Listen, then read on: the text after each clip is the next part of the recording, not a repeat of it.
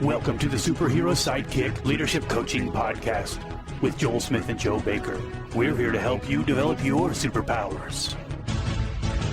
This is the Superhero Sidekick Coaching Podcast. I'm Joel Smith. I'm Joe Baker. We're not here to be the superhero. We just want to be your sidekick and help you along in building your business, building your not-for-profit. Let's help you grow it fast and really scale. Be sure to check us out on Facebook and visit us at superherosidekick.com. This is the Superhero Sidekick Coaching Podcast. I'm Joel Smith, and Joe Baker is with me, my co-host. Joe, how's it going? Hey, excited to talk about this subject today. Yeah, this is good. So I got to tell you, Joe, you and I were talking a little bit ahead of this, and I just read a great book by Dr. Henry Cloud, and it's called Necessary Endings. And it really kind of clicked with me, and you and I got to talking about it a bit, and we started relating it to, work and family and just kind of life in general. And so we decided, hey, let's talk about this on a podcast. So here we go. We're talking about. I want to give full credit to Henry Cloud, though. I'm not going to be quoting a lot from him, but we're just going to talk about this idea in general. But it's a great book called Necessary Endings by Henry Cloud. So go check it out. So really, Joe, this is about, the whole idea here is that life can't begin until death takes place. And when you think about the whole cycle of life, you think about plants, the seeds move on, the plant dies, the seeds take root and move into new things. And you think about just the whole cycle of life with human beings too. Our kids come in behind us and they become part of our legacy. And as we move on and just the earth and how everything moves along in nature. And Henry Cloud has I think it's chapter 2 where he talks about pruning, and this is where you and I were talking. We got kind of excited about applying this to life, but he uses roses as a great example, and he talks about how people that are masters at growing roses, they really know what they're doing, and what they've recognized is that the bush itself doesn't have enough resources to sustain all of the buds on the plant. And so what will happen if we don't do anything, what will happen is these rose buds won't come to full fruition. There'll be too many of them, and many of them will die. Many of them will be unhealthy, and many of them will just be small and underdeveloped, and most of them would. There might be a few here and there that look decent, but that's about it. But a professional that really knows what they're doing, they know how to make these great roses. When you go to a florist store and you see these big beautiful roses, they don't happen by accident. They happen because somebody that's really skilled and really knowledgeable makes it happen. And so in the book, when he talks about that, he talks about how pruning is necessary in order to really sustain these great these great buds that blossom into the beautiful ones. And so this pruning process is there's three different conditions that they prune. One would be those that are alive, but they're just weak and they're not really going to be the best. And so it's important to prune those off because you're really only looking for the best at this point. You've got a standard you've got to hit. So, and so by pruning those off, you're helping the rose bush in general. And then the second category would be the dying. These are the sick and the dying. You prune these off because they're not going to make it anyway, and they're just taking up extra resources. And then of course the last is the dead. It's the buds that are already dead. Trimming that off. And so when you do this, when you go through this pruning process and you trim off these buds and the parts of the plant that are just taking up these extra resources, you're really freeing up all of those resources to be focused on the 20% of the plants, the really, really healthy buds, and it helps those buds become the best that they can be, helps them to really flourish. And so we were talking about how we can relate that to our workplace and just our businesses a bit. And so Joe, what's your first thoughts on that when you think about that? I know we've got three different categories that we're going to talk about here. We're going to talk about pruning people in the business world, and pruning products, and then pruning process. And do you want to talk about people? Well, first of all, like I just recently just cut back all of our trees. Like I just cut off all the dead stuff on our trees, and I've just learned over time that if you want your tree to live and to be brilliant and full of big leaves, you got to cut it back. And so that's just so true. And yeah, people, products, and process in your business, all of them are going to require pruning. And when it comes to people, absolutely, it's like you think of those three. You got the dead, the dying, and those that are not looking like the best. And it's first of all, it's like, when somebody in your organization is not the right person, you've got to cut them out. And in my experience, Joel, I've never actually paid anybody too much. I actually take great pride in paying people a lot. We just hired our second, for our newest business, we just hired our second 6-figure employee. And I like love that. At Storks, I loved kind of keeping tally of how many 6-figure employees we could employ. But when I think about, I've never paid anybody too much, but I've paid people way too long. And I've paid people well longer than I should have. I should have let them go a lot sooner. And I tend to, not fire quickly, and when they say it's, hire slow, fire quick, it's like, you really got to fire quick. You got to prune at the right time, or else you are really taking those resources and that great enthusiastic spirit away from your organization. Yeah, but Joe, that's hard. That's hard because we like people, right? I know you're a people guy. I'm a people guy. We love relationships. We love to hang with our families. We love to have friends. We love to have a social life. And when we work with people, we work with them and we care about them. So It's that puts us in a insanely hard. dilemma. It puts us in a dilemma, doesn't it? So how do we differentiate between focusing on an individual versus maybe the priority of the whole organization?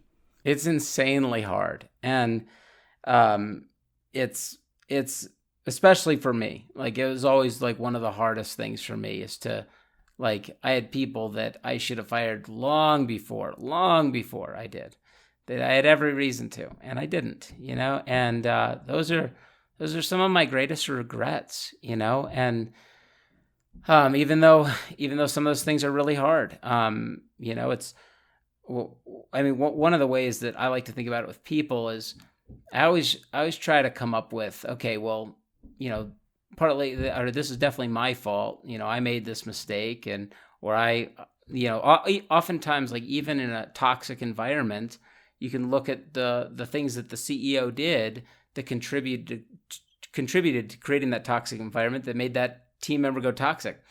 And so I often looked at that back internally and said, well, it was kind of my fault, and so I don't really want to fire them. But really, it's like, no, that's not, like, even if it is your fault, you do have to fire them because that spreads through the whole organization. Yeah. It may mean that you need some refining of yourself along with it, but you still got to kind of deal with both problems at the same time. Yeah. In the restaurant industry, we've got this term called, turkeys and eagles. The eagles are the ones that can fly. They can do all the great things that are off the ground. And then there's the turkeys that can't really get off the ground. And so we always talk about how if you leave a lot of turkeys in your organization, the eagles are going to fly, and they're going to fly away. Yeah. They're not going to just fly with you. And so, what you talked about too, and that's a temptation. I've been there too. And I've certainly coached many people that have had that same tendency of wanting to hold on to people and not really want to let the turkeys go because we like them or whatever the case is, or for any other excuse we can come up with. But when we do that, we are making the environment just a little bit more toxic. Maybe it doesn't feel real toxic, but it's just a little bit more toxic. And then for every turkey that you hold on to and you lose an eagle, it just becomes that much worse. And you lose one of the top rosebuds that just gets chopped off like by a weed eater, right? You're chopping off one of the healthy ones because you're not being careful enough, right? Yeah. And it's important that we are careful. It's important that we remove the ones that need to be removed. And like you said, we can't pay people too much if they are really at the top of their game. And so, the tendency, and I know in most industries, but especially like in the service industry where I'm at, there's not a big enough difference between those people at the bottom of the totem pole and the people at the top of the totem pole. There really is a big difference in the amount that they're actually worth to the organization. but the system isn't set up that way. And so Yeah. that makes it even harder when you've got, the people kind of that aren't producing much, that are making somewhat closer to the amount that the high producers are making. And So some of the things that help me in this process is, one, I like to really think about, and since I'm a visionary, think about, I imagine the person that I could fulfill that role with and what they could be and the person I could find. And that like kind of gives me more enthusiasm of, oh, okay, like if that person could exist out there, I really want that person. So I start really visualizing that. And then I start thinking about the person I do have, and I try to figure out how to be really generous with them. Like, how can I really, like we had a guy who's basically just a contractor, worked on our houses. And I knew I had to let him go. I just had $2,000 in cash. And I said, here, just wanted to give you some cash and just cut our ties well. And I didn't have to do that, but if they're a C-level employee of my business, I'd probably give them 3 months, 6 months, 9 months severance, because it's hard to find another legit job like that. And, especially if they've served me for a long time, like I really want to have them go out generously, and not tear me up on the way out and hurt my reputation. And so right. Those are two aspects that really help me through that process. Yep. Hey, let's talk about the second one, products. So as there's a lot of organization and companies out there, it doesn't matter whether you're providing services or actual physical products, whatever it is. The tendency sometimes is just to add. You got another good idea, so let's just add on another thing, right? And it reminds me of the story of Steve Jobs. When they brought him back to Apple after he had taken a hiatus for a while, and he came back, and they had like 30 different kinds of computers, and they're going over all these computers with him, and he's just looking at them like, this is crazy. Why do you have 30 different kind of computers? And he said, so he took a step back and devised his plan, came back to them and said, hey, we're gonna sell 4 computers. So get rid of all these other ones. We're gonna focus on 4, and this is what we're gonna do. And of course, that really helped. And not only did they focus on those 4 computers, but then he started thinking outside the box of what people really need. How can we thin down this product line and give them just what they need and give them the best? And then, of course, the iPad started, or the iPods came into existence. And then later on, of course, the cell phones and everything took off. But that's one of the things that they really focus on is really just give just the simple, streamlined products that we need. Yeah. Just boil it down to a few things. Give people less choices. Oftentimes, like a menu at a restaurant will have way too many products. If you just had a few products. Like one of the best restaurants in all of South Dakota, Ann's favorite restaurant, you go in and they say, do you want an 8-ounce or do you want a 10-ounce? That's your only decision to make. Chicken or beef? It's, do you want this size steak or this size steak? And that people literally encircle that restaurant, in the line to get into it, because it's such an amazing place and they make the best steaks in the world. Yeah. Joe, there's this thing called cognitive dissonance, and it's when you're trying to balance 2 different things in your mind at the same time, trying to determine what's true. I think I want this to eat. Wait a minute, I want this too. But then now you add 30 more ideas on top of it, and our minds can just get confused. We can get overwhelmed. And of course, what happens when we have too many choices? We don't just love that and take a little bit longer process. We kind of shut down. And like you were talking about in the restaurant industry, if your menu is too long and too many options, a lot of people will just avoid that because they don't want that discomfort of looking at that and not knowing how to make decisions, because there's not very many people that are really good at making decisions that can go in and just kind of streamline it and get right down to it. It also slows it down. Like every extra 5 minutes that every customer spends at your restaurant is money you're losing. Well, and not only that, but then you got to provide more products. And then in the more products you provide, the less turnaround there's going to be, or there's less flow through of usage, and which increases your waste. And there's all kinds of things. And so, really trimming down your products and focusing on just a handful or one thing is really, really important. So, but hey, Joe, our third here is the processes. And I kind of like to lump systems in with processes, but processes would be like steps that you take for certain things. It can be involved like with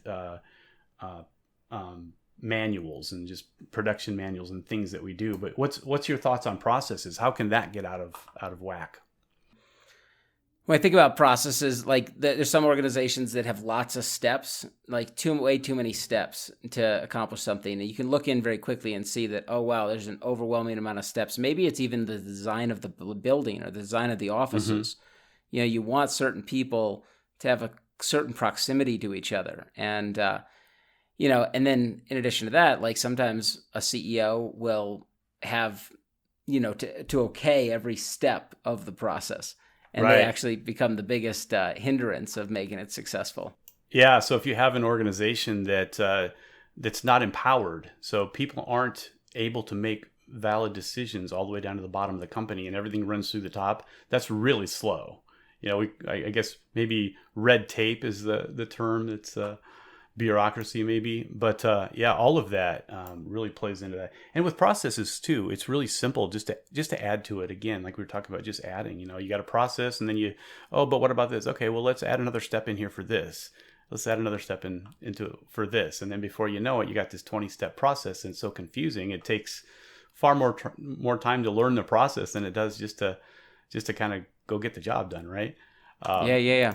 There's a couple of restaurant chains in our country that are a little bit notorious for that, and I know that just from doing 1,000 interviews with managers from different restaurant chains and so on. And so there's a couple of them that really go overboard with their systems. There's one, I won't mention the name, but it's they make great roast beef.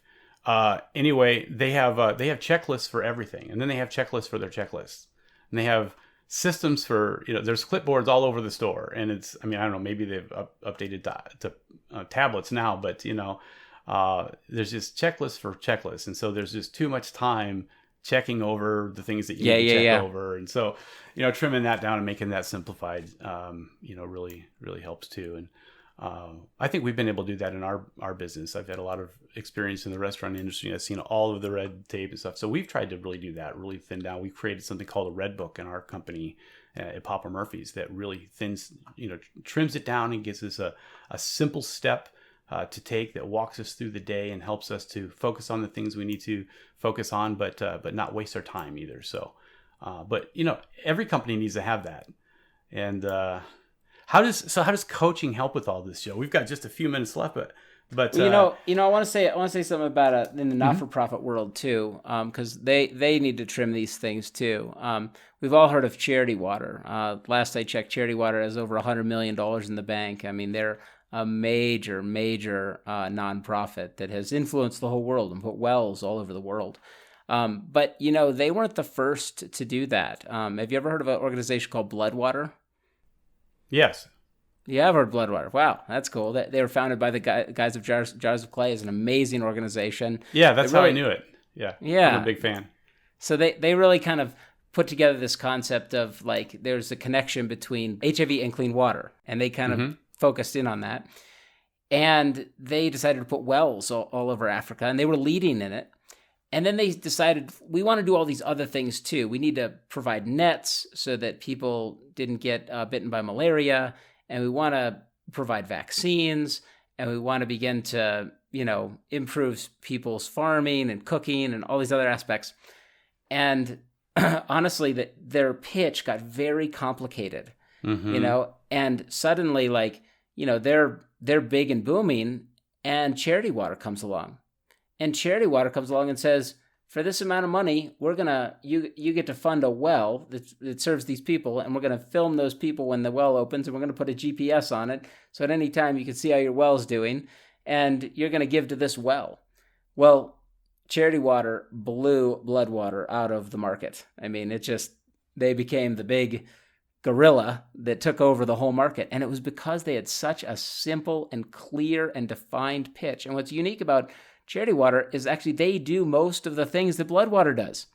Yeah. But it's just not in their pitch. It's not in their really complex pitch. They're divided. Yeah. Exactly. Yeah, that's right. And so when I was building Storks, it was like, no, we've generally figured out this is what it costs to save a life by investing in these mobile units. And so we can invite people to save a life through launching Stork buses. And we did many other things within the organization to really enhance the quality of pregnancy centers and give them grants for different things. We kept the pitch very simple, very focused.